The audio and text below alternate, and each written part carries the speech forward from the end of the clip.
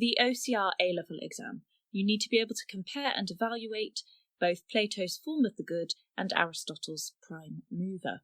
Plato's form of the good and Aristotle's prime mover are both transcendent, meaning they are above and beyond everything. Plato's form of the good transcends all forms and all particulars, and Aristotle's prime mover transcends everything as well. There is nothing greater than the prime mover.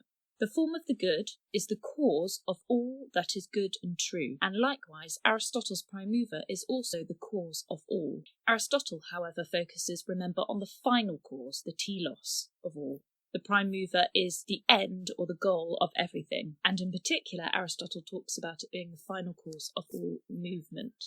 The effect that the form of the good has on the world is that it illuminates the rational soul with truth. It is also in everything to some degree, as it is instantiated by both all forms and all particulars. It might be a good idea to look back at the videos on the form of the good and on the prime mover before watching this video.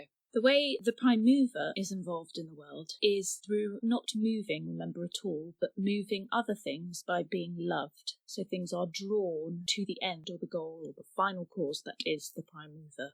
Both Plato's form of the good and Aristotle's prime mover are also immutable, meaning unchangeable. Plato's form of the good is completely true, it's truth, it is completely real, and similarly, Aristotle talks about the prime mover as being pure actuality, something that has no potential to change or to become anything else, but is actualized completely.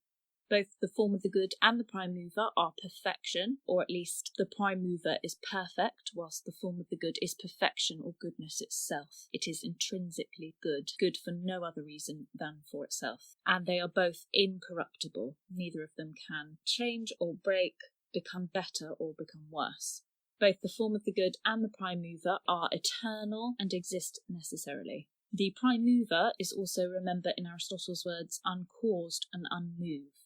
And finally, both the form of the good and Aristotle's prime mover are immaterial. They are non-physical, in other words. The form of the good is described as nonsensible. It's an idea or a form. You can't experience it with the senses. And the prime mover is described, remember, as pure thought thinking on itself. So whilst the form of the good is an idea with real existence, the prime mover really exists, but as pure thought. So they're fairly similar, but some slight differences in language.